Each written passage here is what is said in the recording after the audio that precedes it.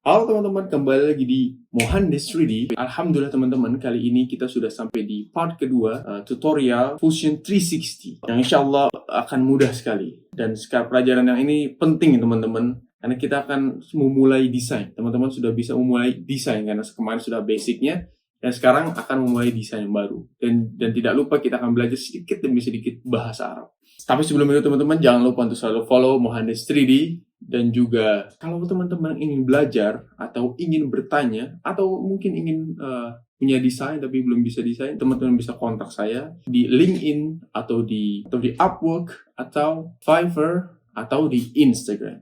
Oke teman-teman, sekarang kita akan mulai tutorialnya. Kalau menurut saya kita mulai dari yang mudah-mudah dulu aja. Yaitu apa? Kita mulai dari barang-barang di sekitar kita, yaitu gelas.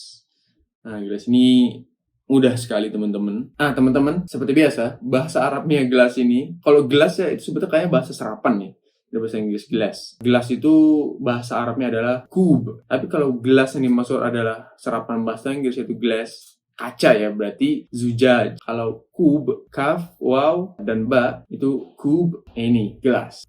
Cup ya, bahasa Inggris juga cup. Sama serapan juga. Oke, langsung aja kita mulai teman-teman. Kita bikin circle, atau bahasa Arabnya adalah dairah. Step pertama untuk bikin gelas. Sebetulnya di sini saya ingin menunjukkan kalau teman-teman nggak usah kaku ketika ngedesain. Banyak metode, banyak cara gitu teman-teman untuk bikin desain itu. Nggak cuma satu cara, nggak cuma satu jalan. Ini saya extrude dulu biasa. Nah, tapi kalau teman-teman perhatikan, gelas ini dia nggak cuma extrude gitu aja, tapi dia ada kayak bakal jadi lebih besar gitu ke atasnya. Kalau misalnya teman-teman dari bawah ya, bikin circle di bawah, terus ketika dia ke atas, itu dia akan menjadi lebih besar. Nah, gimana caranya kita lakukan itu? Nah, salah satunya adalah dengan menggunakan extrusion, tapi modenya gitu. Kita balik lagi, kalau misalnya teman-teman lupa, itu bisa teman-teman bisa ke bawah. Di bawah ada namanya design history kalau nggak salah. Jadi dia merekam semua komen yang telah teman-teman lakukan. Tinggal balik aja ke last comment, habis itu edit feature, dan kita nyalakan taper angle-nya. Kita set aja, misalnya berapa degree, 3 degree. Ya, 3 degree. Nah, seperti yang teman-teman lihat itu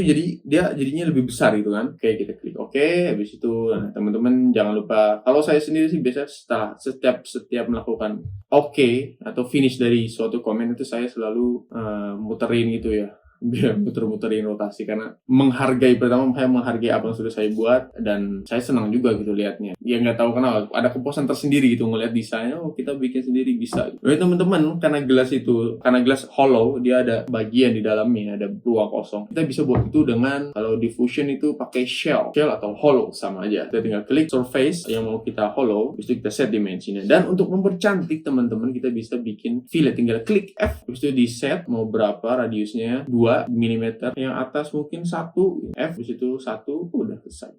Nah, untuk mempercantik lagi teman-teman, kita tinggal klik modify. Nah, ini saya lupa, saya masih terbiasa dengan semua itu.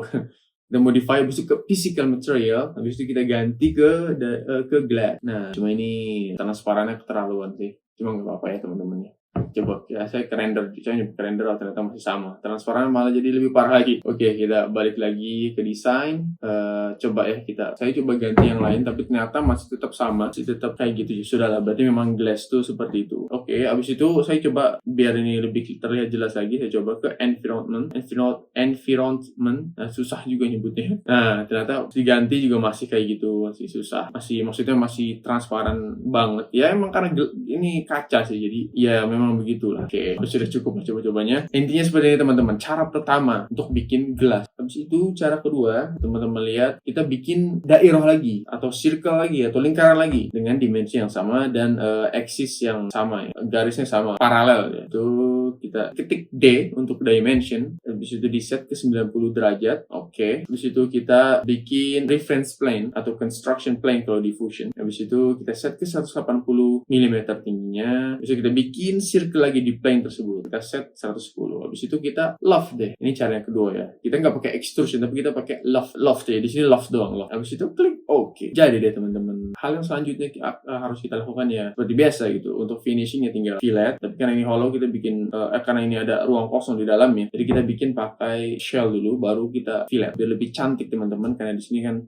tumpul. Karena kalau misalnya dia masih sharp gitu, masih tajam, akan berbahaya juga teman-teman. Oke, habis itu atasnya satu di filletnya biar lebih cantik. Habis itu ganti lagi. Nah, habis itu kita bikin lagi materialnya ke glass lagi. Nah, ini cara yang ketiga teman-teman. Teman-teman bisa bikin gelas ini tanpa menggunakan lingkaran atau circle sama sekali atau dairo sama sekali. Benar-benar out of the box lah. Bayangin aja teman-teman bisa bikin ini nggak pakai, ya pokoknya teman-teman cuma pakai garis aja lah. Nah, gimana caranya? Nah, kita perhatikan videonya teman-teman ya. Jadi pertama kita bikin garis, kita bikin setengahnya dulu, kurang lebih kayak gitu, biar mirip sama yang sebelumnya. Bisa langsung bagi dua atau bisa 90, habis itu garis miring 2, otomatis teman-teman. Jadi aplikasi ini nggak cuma bisa untuk cuma desain doang, tapi juga bisa untuk kalkulasi. Jadi tenang aja teman-teman, multifungsi. Terus kita bisa bikin juga 110 dibagi 2, 55 ya, 110 bagi 2. Oke, habis itu kita finish cat, nikmati lagi gambar yang sudah kita buat. Barulah kita ke feature namanya revolve. Jadi fitur yang bisa teman-teman gunakan kalau misalnya teman-teman nggak mau bikin lingkaran, nggak mau pakai love atau nggak mau pakai taper angle, teman-teman bisa pakai ini. Nah, untuk axisnya, axis itu dia sebetulnya teman-teman axisnya tuh kalau untuk gelas ini berarti dia, karena saya gambarnya setengah begini, berarti pokoknya dia motong sini, habis itu motong sini juga. Nanti kan di situ ada kayak intersecting gitu ya, intersecting plane-nya. Nah, itu dia axisnya di situ. Ya, pokoknya lihat aja lah. Jadi saya pilih garis yang itu, habis itu kita revolve 360 derajat sehingga akhirnya menjadi berbentuk seperti gelas ini kurang lebih. Biasanya seperti biasa, kita lakukan shell dan fillet untuk mempercantik tampilannya. 2 mm atau 3 mm untuk bawah, lalu atasnya bisa dibikin 1 mm, terserah teman-teman. Habis itu, biar lebih cantik lagi, kita ubah physical materialnya jadi glass. Oh, itu saya coba-coba pakai yang lain, atau pakai bronze, atau pakai keramik, terserah teman-teman. Oke teman-teman, jadi sekarang kita sudah punya 3 gelas dengan dimensi yang sama. Nah, ini di render ya, biar lebih cantik ya. Kalau di render ini kurang lebih ntar jadi kayak gini nih, biar ada bayangan teman-teman. Kalau pakai kaca nanti begitu, kalau pakai keramik ya. Jangan lupa di save teman-teman ya, kalau tidak mau kehilangan data. Nah, jadi gitu teman-teman. Jadi nggak perlu takut soal desain, nggak perlu bingung gimana sih saya memulai desain suatu benda. Tenang aja teman-teman. Pertama, amati dulu objeknya, kira-kira seperti apa nih metode yang cocok, yang cepat, yang efisien untuk membuat objek ini. Jadi kalau misalnya sudah terbayang, barulah teman-teman buka aplikasi, mulailah desain di situ. Dan menurut saya di zaman sekarang ini sayang sih kalau misalnya kita nggak memanfaatkan benar-benar mouse kita dan juga akal pikiran kita. Karena apa? Teman-teman sekarang kita sudah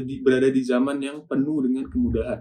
Di depan teman-teman ada laptop yang bisa menggantikan kertas, bisa menggantikan kalkulator, bisa menggantikan drafter, bisa menggantikan pokoknya banyak hal yang bisa tergantikan oleh satu benda ini. Dan jadi jangan sampai sia-sia gitu teman-teman, gak dimaksimalin potensi yang ada di laptop ini. Kayak tadi kan bisa jadikan kalkulator, atau misalnya teman-teman gak tahu, ya udah tinggal klik aja teman-teman. Teman-teman gak perlu repot mikirin gimana nanti kalau misalnya saya salah, nanti saya gimana ya. Teman-teman tinggal ketik Ctrl Z, itu bakal balik ke satu frame sebelumnya. Atau kalau misalnya ternyata tadi benar, balik lagi tinggal Ctrl Y, balik lagi ke frame yang tadi. Ya pokoknya Rido ya, itu Rido dan Ando, tinggal pakai itu teman-teman. Bayangin teman-teman zaman dulu, orang kalau ngedesain itu, saya pernah ditunjukin waktu itu. Jadi dia tuh sebutannya dulu bukan desain, drafter. Orang itu banyak di meja itu gede-gede, kertasnya pun juga gede, dan itu mereka harus gambar manual. Nggak ada sekarang kayak Fusion, AutoCAD, SolidWorks, dan aplikasi-aplikasi yang berhubungan dengan engineering design, nggak ada teman-teman. Jadi bener-bener sekarang tuh harus dimanfaatkan, tinggal klik,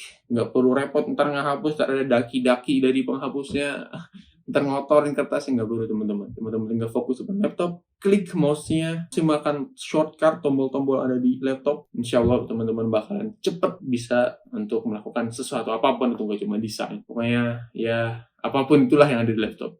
Oke teman-teman, jadi kita sudah sampai di penghujung. Terima kasih teman-teman sudah mau mendengar nasihat dari Al-Fakir Mohandes 3D. Insya Allah kita akan bertemu teman-teman di video selanjutnya. Nantikan terus dan jangan lupa subscribe dan follow Instagram @Mohandes3D. Terima kasih teman-teman, sampai jumpa di video selanjutnya.